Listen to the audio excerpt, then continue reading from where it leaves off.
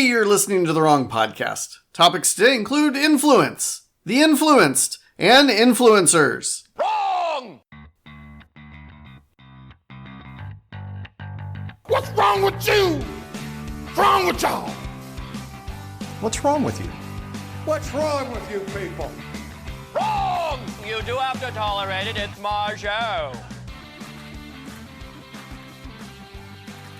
Hi, I'm Tim. I'm here to talk about politics, culture, religion, sports, and anything else you're not allowed to talk about in polite company. Issue number 1! Famous! I had this thought, and I thought it was brilliant on my part, if I do say so myself. I was seeing some stuff about Kirk Cameron. Apparently he's got this children's book out, and some library wasn't going to let him read it. I don't even know all the details. So, like, somebody wasn't going to let him read it out loud to children or something. And then somebody else was going to have him read, and everybody was encouraged to come out. And, great, whatever. Like, I'm sure his book is fine for children. I'm also kind of positive it's not a great children's book because, there are so many great writers, right? And Kirk Cameron is famous. But being famous will certainly help you sell books. So I understand why somebody is like, yes, you write a children's book and I will sell it because they will sell books.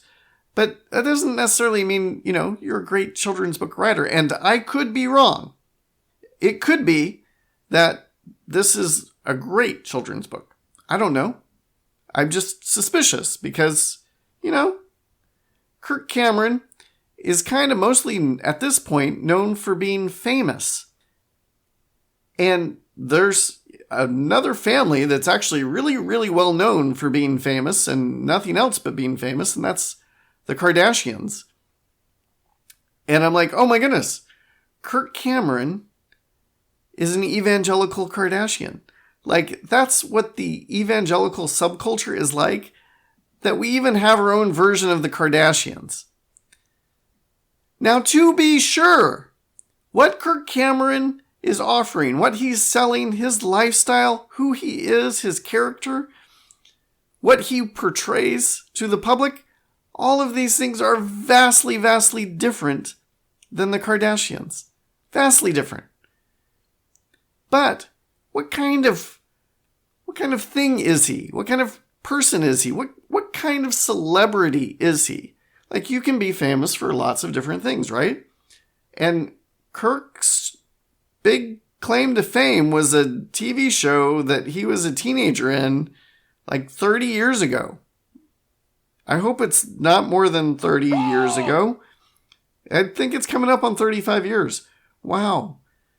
So, at this point, he's not really known for acting. I know he's still acting here and there in, Christian subculture movies like Left Behind and others. But acting isn't really his deal, right? Like, what he's good at right now is telling everybody that he believes something. And then some people say, yay, great, we like that too. And then other people say, boo, we don't like that. We don't like that you're promoting that or that you believe that. Ooh, we hate that because you like it. Like, come on, Kirk Cameron. Who do you think you are telling us about stuff? And that's kind of what the Kardashians do, right? Like, and then when people hate on them, either Kirk Cameron or the Kardashians, that actually helps the stuff, right? It creates controversy. I'm still thinking about that Pepsi commercial that Kendall Jenner made. I'm not even sure who Kendall Jenner is, but I know that she made a Pepsi commercial that was super controversial and that they yanked off the air right away. And therefore, Pepsi did a good job hiring Kendall Jenner to do this thing, right? Like, I'm still thinking about it. 5 years later, whenever that commercial came out, I don't even remember. Maybe it was only 2 years ago. I don't know. I've seen it once. I'm still thinking about it. Way to go, Kendall. Whichever one you are. And here's the deal with both Kirk Cameron and the Kardashians. they evoke strong emotions in people. They're out there for you to either to love or to hate. And it doesn't matter which one, just as long as you have a strong emotion about them. And for me, I don't like that kind of celebrity. I'm not really invested in that kind of celebrity. Like I'm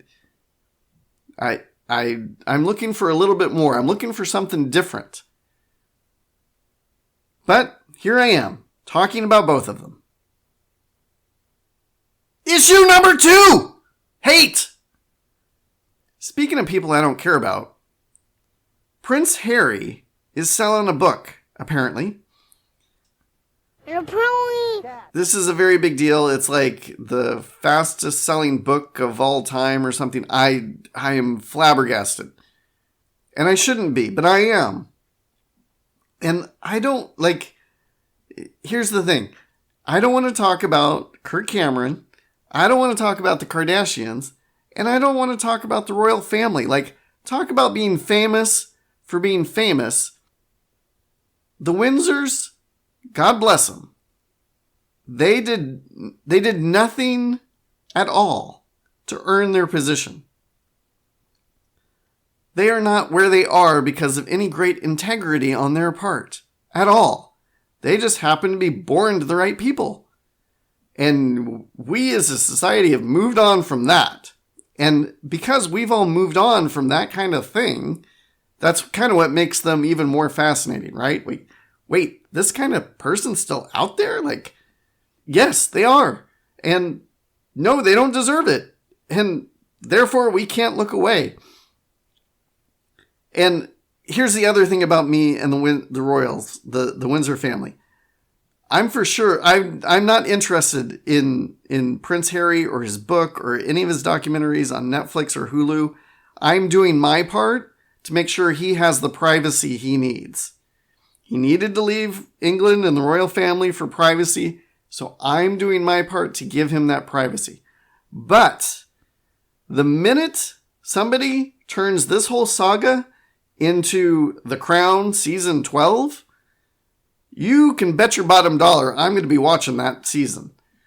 I'm not interested in the Windsors, but I am interested in The Crown. I am not the person I want to be. The things I hate, I do. I can't help it. I like The Crown. And I'm not even sure why I like The Crown. Because the whole show is about people fretting and having these massive stress attacks over very insignificant events. If these were the questions before any of us, we'd be like, let's just make a decision and go with it. But man, is it a big deal on The Crown. Anyway, this raises this thing, me not wanting to talk about the Kardashians or the royal family or Kirk Cameron, but still doing it. It raises this thing I see on Facebook, and that's what I really wanted to talk about in this segment. And that is when the Oscars come on, or the World Cup, or the Super Bowl, or the Major League Baseball All-Star Game. You can set a clock to it. You're going to see people talking about it, and then within 10 minutes, you're going to see that guy, you know who I'm talking about, you're going to see that guy on social media say, I don't know why everybody's so interested in this thing, this circus, or, this concert. I could care less about it. And you know what? You know what you just exposed? That's not true. You do care about it. Apathy is much worse than hate. You're expressing your hate for it. If you really, really don't have any time for it, here's an idea. Don't mention it. Don't bring it up at all. But whenever somebody does this, what they're saying is, hey, I see that there's this conversation going on about this thing, about this rhinoceros family, and I have no interest in rhinoceroses generally, and I don't really have the time to invest in learning about the rhinoceri. But there's a conversation going on, and I'm feeling left out. I I really need to be a part of this whole social fabric that we're creating around the rhinoceroses. So here's my opinion on them. I don't like them. See, now I'm in the conversation too. Hooray for me. I made it. I got into the conversation by telling everybody that I don't like the thing that they like. And seriously, if you really didn't care about it, you wouldn't mention it at all. Like, it wouldn't be on your radar. Like, all of you are wondering, what's this thing Tim's talking about with rhinoceroses? See, that's my point. You don't care about the rhinoceroses or whatever that thing is happening with them. You don't even know about it. That's true. That's the true way to show that you don't care about something. Have no knowledge of it at all. By the way, I made up that whole rhinoceros thing. Don't Google it. There's nothing to Google. I'm just using an example. And this brings up goth kids. Do you know what I'm going to say about goth kids? They're like, hey, why are you dressing like that? And the goth kids are like, because I just like this. This is how I want to dress. I'm being an individual. Oh, cool. You're being an individual.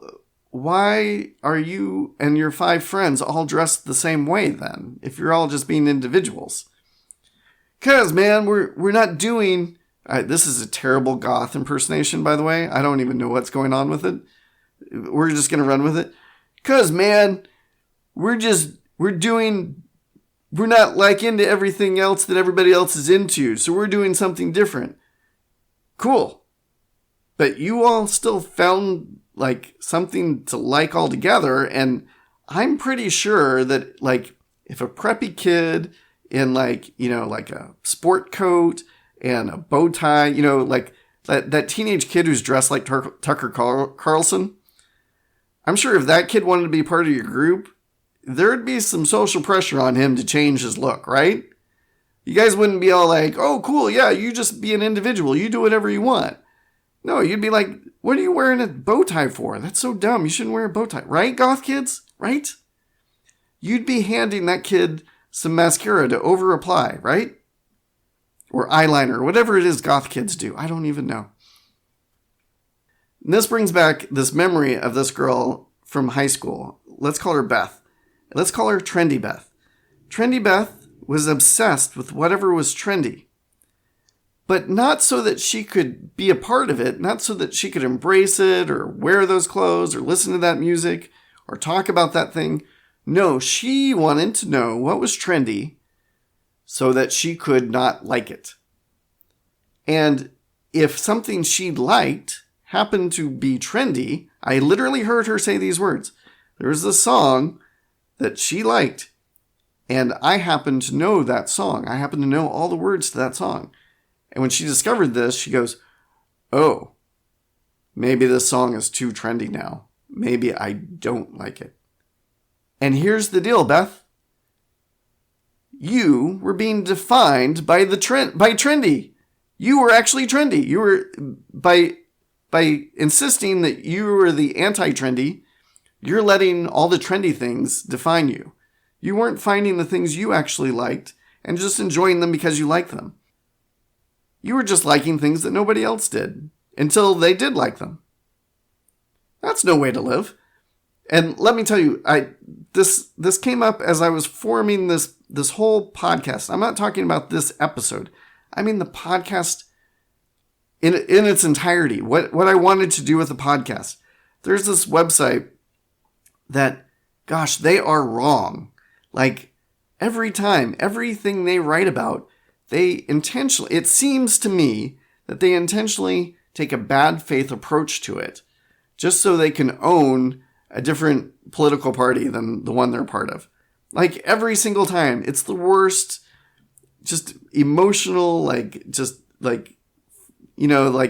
they have it in them to flinch every time somebody says X and they're like, no, X is always bad. Y is the thing. Regardless of what it is. And I mean it, in the worst faith reading of every possible thing that these people they don't like have to say. And I was like, well, I'm just going to take what they have to say and tell you why they're wrong. And I realized, oh no, like I'm not being defined. I'm being defined by that website. I'm going to perpetually live based on what that website has to say. And then eventually I'm going to take bad faith reasoning against everything they say just because I'm defined as the guy who hates that website. And I decided not to do that. Instead, I'm doing whatever the heck this is. I used to also write about Mormonism. I used to blog. Do you guys remember blogging way back when people had blogs? I used to have a blog about Mormonism and evangelicalism. It wasn't just about Mormonism. And towards the end of my time blogging, there was this guy, and he was this LDS guy, and he was just ignorant about his own faith. He was ignorant about evangelicalism. He was ignorant about just about everything. But boy howdy, did he have confidence. Like, confidence out the wazoo. Confidence is very sexy, don't you think? And, like, I was running out of things to say on my blog, and I'm like, well, I could just take whatever this guy is writing about, and I could tell you why he's wrong. And again, I decided, nope, that means I would just be indebted to him for the rest of my life. And if there was anybody I did not want to be indebted to, it was this guy. Remember, I want to know what's wrong with you. What's wrong with you? If you'd like to submit a question, topic, or tell me how I was wrong, you can email me at listen@therewrongpodcast.com or submit a comment at my website, therewrongpodcast.com. And help me spread the wrong message. If you like what you hear, share it with your friends. Now it's time for my favorite part of the show. I was wrong. I was wrong. I was wrong. Okay, I'm going to do something totally different with this segment today. I'm just breaking the format entirely. Nobody was wrong. I just want to play something for you that I thought was really cool, and I didn't have a place to put it. So, this is a clip from an interview with Bono from the band U2. Christianity Today interviewed Bono. And this is a clip of a time where he was going to meet Franklin and Billy Graham. And I love how he explains his music and his art here. Here you go.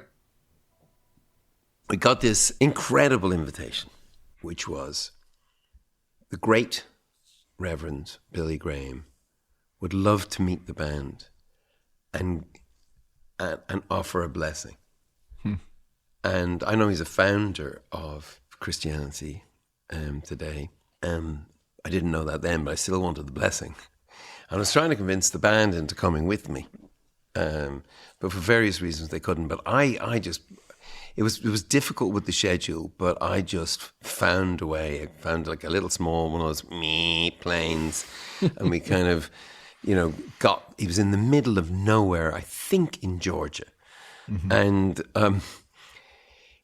I was going to meet the laying on of hands from such a wise man, and such an elder, and such a man of God. But his son Franklin picked me up at the airport. And Franklin was doing very effective work with Samaritan's Purse. But he wasn't sure about his cargo on the way to meet his father. And he kept, asking me questions. Like, you love the Lord? Yep. He's driving. And okay, you do. Are you saved? Yep. And saving. Laugh, no laugh. And do you know Jesus Christ is your personal savior?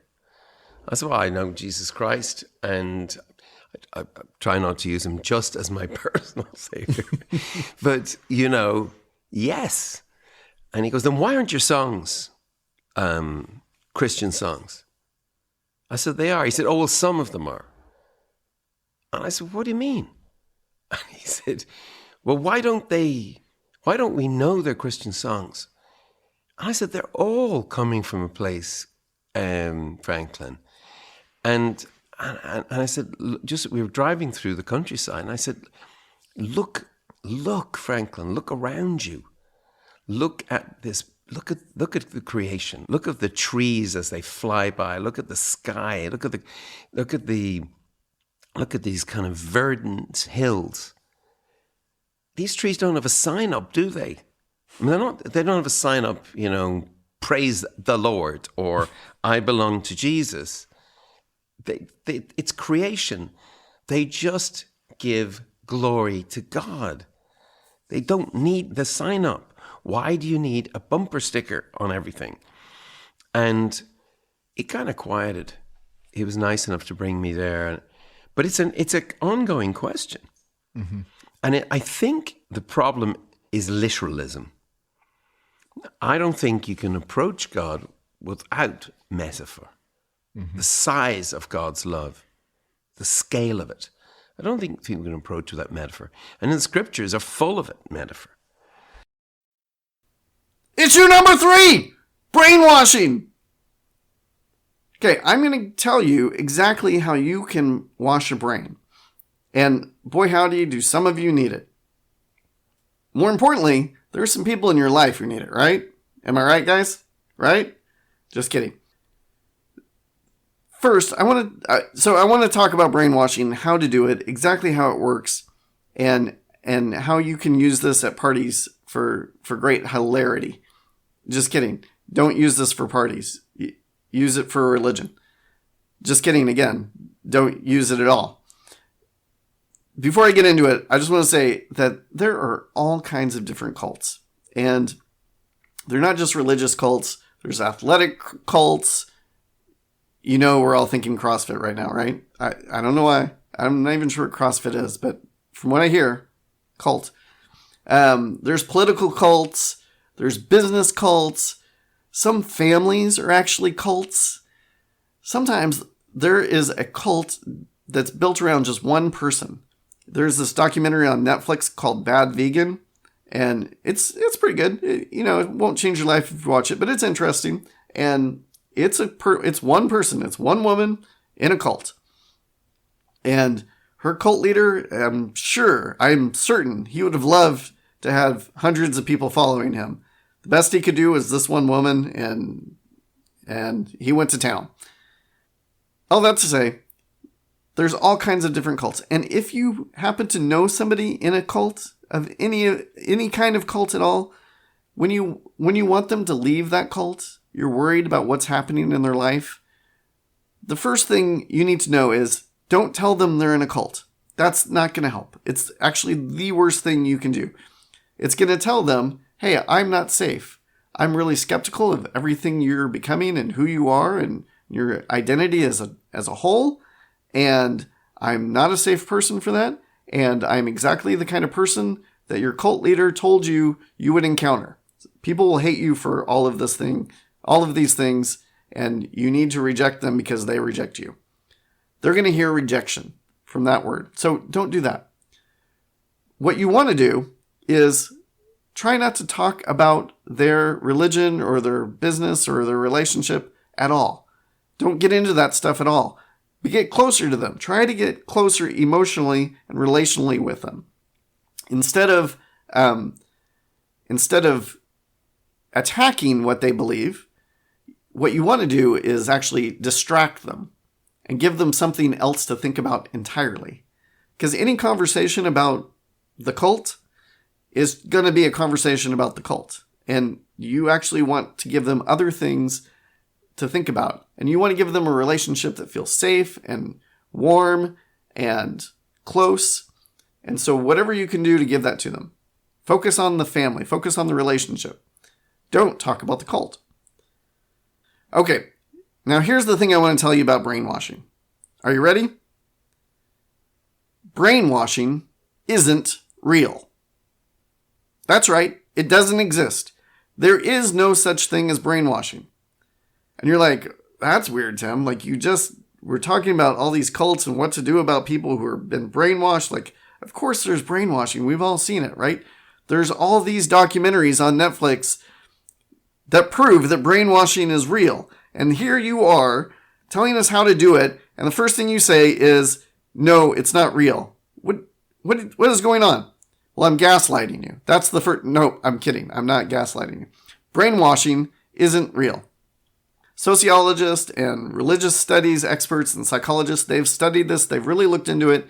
It was a big controversy, and they've kind of all coalesced around the same idea that brainwashing isn't real.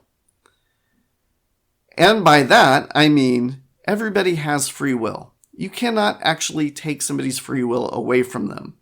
You cannot turn them into a robot.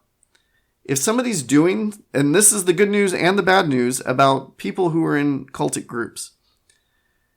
If somebody's doing something really weird or destructive, they want to be doing it. They're okay with it. They have decided, yes, this is what I want. This is what I want to do.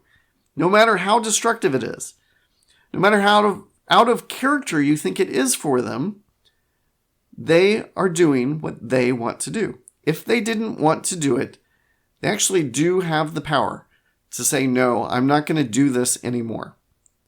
That's why cults lose members. That's why they're ex-cultists, because people are like, no, I don't want to do this anymore. The people who remain in the group or who choose to die for the group, they chose to do that. They're choosing to stay. And that's why the Manson killers are in prison today, because they were responsible for those murders. Charles Manson wasn't there. He's also in prison and will be for the rest of his life. But all those people who said that Charles Manson brainwashed us and told us to go kill those people, it turns out they are responsible. The court and every expert who has studied this basically is saying, yes, they are responsible for those murders. Somebody highly influential in their lives was telling them to do it, and they could have said no at some point before the murders took place. So they're in prison, and they deserve to be in prison. Now, all of that being said, there are ways where you can massively influence somebody. You can put somebody in a very, very difficult position for them to say no. They can still say no, no matter what. But you can do some things that make it very, very hard for them to say no. There was this experiment called the Asch conformity experiment. And I'll put a link in the show notes for you if you want to look into it. The Asch conformity experiment. And this was an experiment on social pressure. And they took 6 strangers and they put them in a room. And they showed them they showed them different sets of lines. Somebody, was sitting on the other side of the table from them, and they'd hold up a sign that would have 3 lines on it, and they'd say, which line is the shortest, A, B, or C? And each person would answer so that they all could hear each other's answers. And one was obviously shorter than the other every single time. It wasn't like one's maybe a little bit shorter. No, like there's one that is clearly shorter in each of these sets that they show them. Now, 5 of the 6 people were in on it. They knew what they were supposed to do and what they were supposed to say. One person was totally unaware that the other 5 people knew what they were supposed to say. So they would show the set, and the first couple, everybody would obviously say the shortest one was the shortest one. But as it went along, people began to say, they began to give different answers. They would say, that the medium one was the shortest one. And the person who was not in on it, 2/3 of the time, they started changing their own answers to conform to whatever the group was saying. They could tell that B was the shortest one, but everybody else was saying C, and it was obvious that B was the shortest one, and they changed their answer to just go along with what everybody said. 2/3 of the people. That means 2/3 of you right now. Like, no matter who you are, 2/3 of you are going to do the same thing if you were put in the same experiment. So that's the first step. You put people into groups and you get them all nodding their heads to the same thing. And eventually, at least 2/3 of the people are going to go along with it. Now, that third that's going to be like, no, what do you, like, the emperor doesn't have any clothes on. Well, the group's going to remove those people as quickly as possible, right? They're going to be expelled. They're not going to be allowed to continue. They're not going along.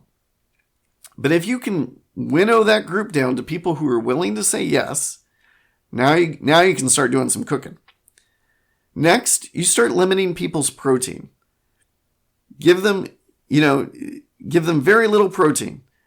Start messing with their thought processes. You can also do that by limiting their sleep. Give them, 4 hours of sleep at night. Just enough where they can barely function. And replace that sleep with work if you can. It's even better if they can spend time working on whatever menial task. It doesn't matter what it is, whatever function is. The true function of the work is to get them to conform. So any sort of busy work, get them to do that so that they're not sleeping, they're not eating protein. Then give them an accountability partner. Now, if you're a Christian, you know about accountability partners. Let me just say that anything can be turned to evil, even good things. And you should be aware that good things can be turned to evil. So accountability partners serve this function in a cult. You've got to tell them what you're doing, what you're thinking. You can have no private thoughts. They're encouraged to tattletale on you for petty violations, and you in turn are encouraged to tattletale on them. You're holding each other accountable to, whatever thoughts and beliefs and actions are required of the group. And as you're doing this, you're controlling their appearance, their clothes, their haircut, their facial hair, whatever you can control about their appearance. You're controlling that. And you're controlling their location. You're encouraging them to remain with the group, be close to the group, be only where the group says it's okay. And when you do all of these things, people are going to be under massive social pressure to conform and to do things that seem out of character for them. It's going to be very, very difficult for them to say no. And that's why people will go along and do things that they really, really, really don't want to do. Now, what you need to know is that not everybody in the group is having the same experience. So often, somebody will make an accusation like, hey, Pastor Jim is doing this thing, or Leader Zandu is doing this awful thing. I've seen him doing it, or he's doing it to me. And then other people will say, no, I've never seen him do that. He was not that type of person. He doesn't do those sorts of things. We've never seen it, so therefore he's not doing it. And not everybody's experience is going to be the same of the leader. The people who are closer are going to see more and more negative behavior, right? And more is going to be demanded of them than the people who are out on the fringes. I was watching this documentary about NXIVM, and it was a highly destructive cult. They were branding people. And the co-leader, she was talking about, all the things that went on. And she's like, but there were 17,000 people involved in this. And they didn't all have these negative experiences. Like, why aren't they speaking up? And she's right. Not all 17,000 had a negative experience. Some of them had weird experiences, but most of them did not have something destructive happen to them. But, there was about 100 people who were really close to the leader where things were really off the rails. And so, if you hear somebody say, no, I've never experienced that, but somebody who's actually closer to them has, maybe look into things. Maybe just consider and know that not everybody is going to experience the worst that the cult has to offer. But I could be wrong. If you think I am, let me know. Let me know why. I had fun and I hope you did too. Bye-bye.